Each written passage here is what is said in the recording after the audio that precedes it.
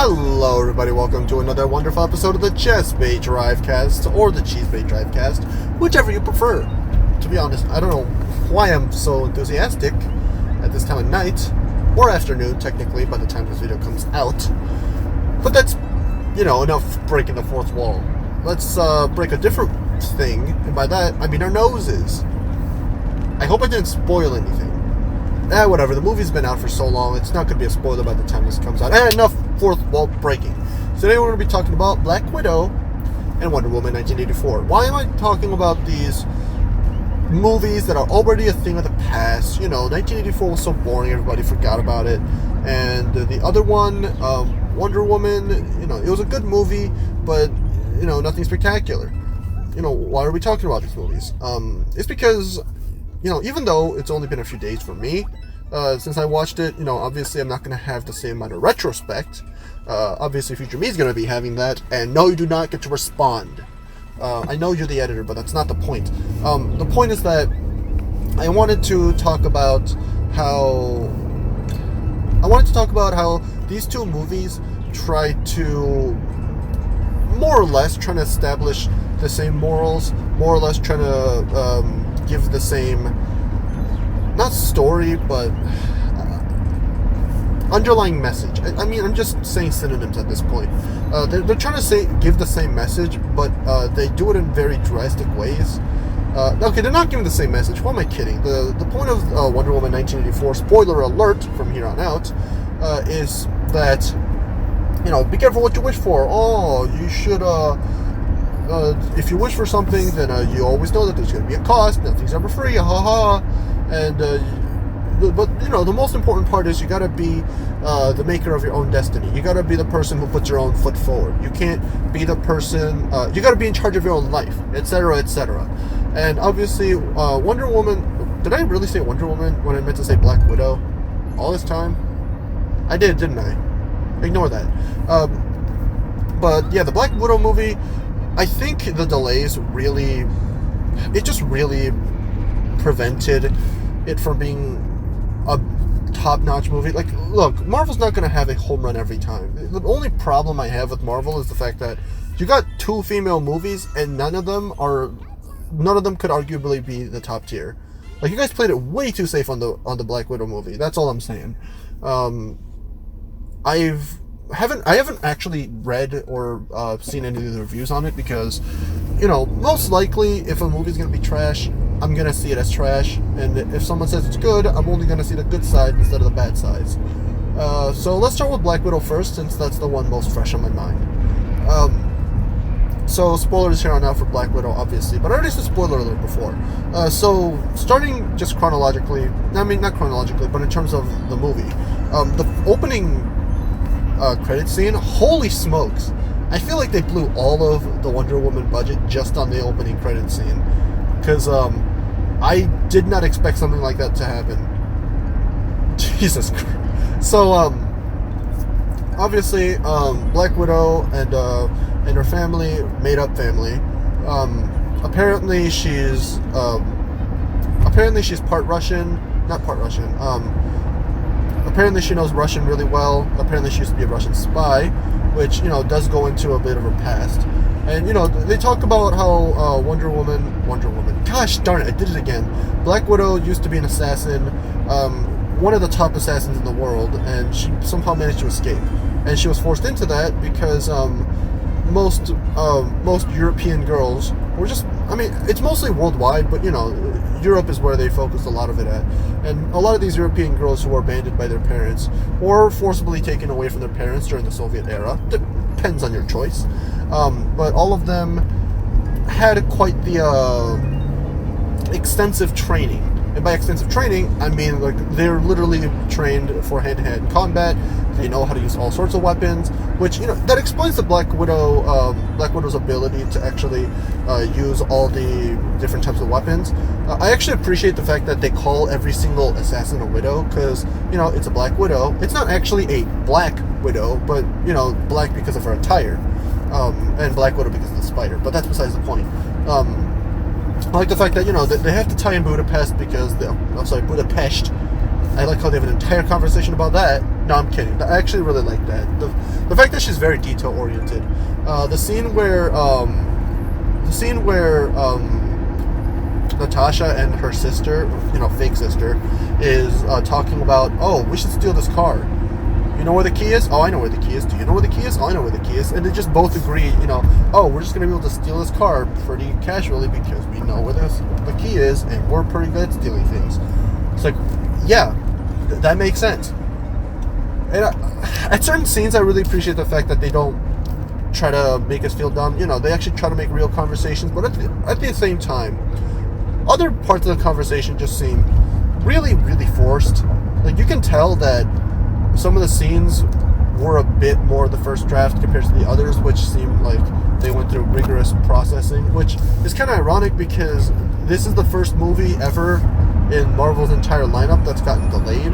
And by delayed, okay, that's not true. James Gunn's Guardians of the Galaxy 3 was also delayed, but that was supposed to come out after Black Widow. So, Black Widow's the first big one that we're talking about. And it's kind of ironic that Black Widow, who not Black Widow herself, but the movie, which could have, used a little more time for rewrites, actually was the one that was delayed, and there's not any plot hole problems, per se. I mean, I can't really think of anything that would go against the canon of the MCU, whatever the canon even is, because half of the MCU doesn't even make sense anymore, and they're going way too deep into comic lore, but that's not really what we're here to talk about. My point is that I have to turn into a highway, and I'm very scared. How did that happen? How did that work? I have no idea. Hey, that worked out. Hey, that's pretty good. Anyways, now I'm on the highway. Now I gotta be careful. The prison escape scene, it really escapes my mind because it's that forgettable. No offense. Like I really wish they played more into the Red Guardian. David Harbour is honestly, he's a national treasure. He's not a national treasure, but I freaking loved him in Stranger Things season one only. I really don't like what they did with Hopper's character, but David Harbour just puts so much into his performance. It's actually amazing. Obviously, the accents are not perfect. I can sometimes actually tell when they're going in and out of accent. But besides that, the performances were almost, they were pretty top notch. Like I said, I do have to complain that the Red Guardian wasn't really played into. Like, I get that he's an egomaniac, kind of, and, he's supposed to be the meathead who's, really proud of himself for being this Soviet-era equivalent to Captain America, who was, frozen in ice, and, he decided to be the face of communism. He really wasn't. I mean, it kind of reminds me of that one worker. He escapes my mind, but he was considered like a role model for all of the Soviet Union just because of how hard he worked at the coal mines. I don't know why. That's just a history lesson that kind of just popped in my head. But I don't know. Like, betrayals, I get that, but some of the characters just don't seem like they would follow what their personalities actually would, and some of the characters just agree with each other just way too easily. It's just kind of, it's basically, it just became a bit too much of a MacGuffin plot. I've seen better Marvel movies, I've seen better spy movies that involved the Black Widow. I mean, as someone who started watching, I don't know, like, some of the characters just act way too conveniently nice to each other. It's like, oh, you caused this much pain on me for this many years, and do you know how that feels at all? And she's like, oh, yeah, I do know how that feels, because I was enforced the same trauma as you were. So therefore, let's team up. I don't trust you, but sure. Like, there's too much, I don't know, like, Marvel's suddenly has just become way too big to fail, and because of that, a lot of the more recent stuff has just, I wouldn't say they flounder, but they just have not the strongest writing, and I don't really like that.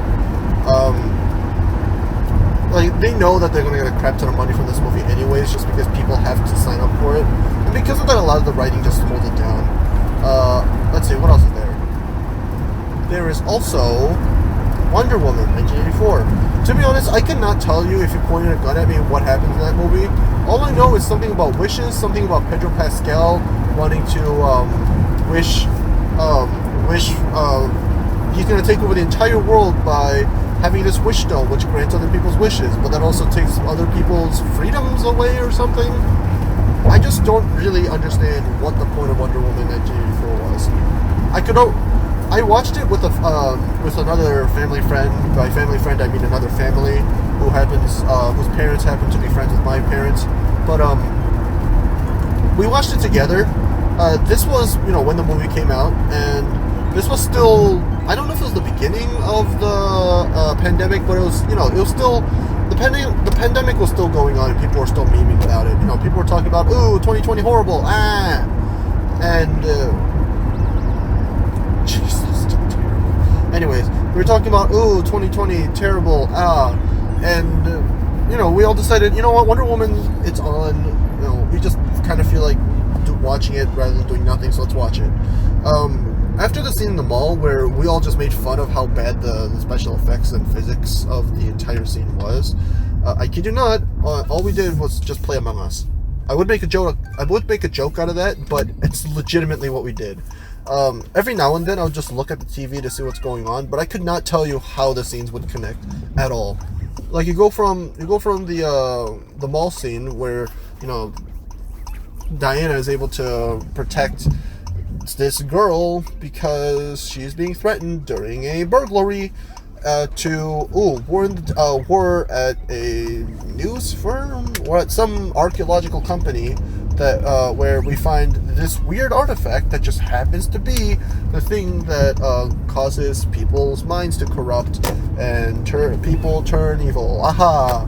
And because of that, we're transporting it from one area to another with sand dune buggies or something, and it turns into Mad Max Fury Road.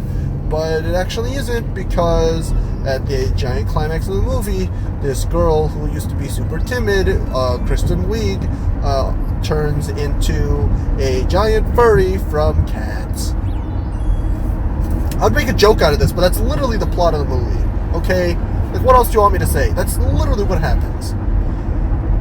It's so forgettable. Like, I named some of the main plot beats, but I could not tell you why the Pedro Pascal character wants to give everyone's wishes away. Is it because he's able to control everyone's mind? Who knows? Who cares? I mean, even Wonder Woman's ideology is kind of mixed at this point.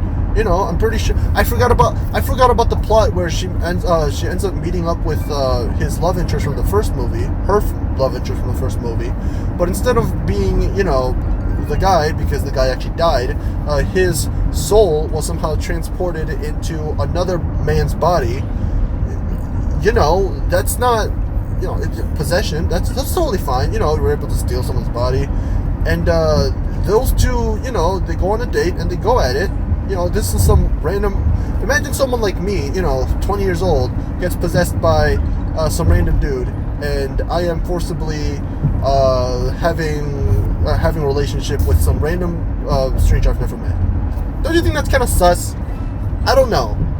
It's kind of messed up, if I were to give my opinion. It's... Oh, God. Oh, that's not what I meant to do. It's just kind of annoying what, I don't know. It's just really stupid how this movie works. It's so forgettable. Half of the scenes don't make any sense, and yeah, that's about it. I don't know. I don't know. Black Widow, I think I give about a. And this is where I interrupt myself to say that Black Widow is just as boring. Besides the opening title screen, a lot of it's pretty bland, and they play it way too safe. It's funny that both female lead Marvel movies end up playing it way too safe, and they don't make... They try to make a statement on, on exploitation, on gender issues.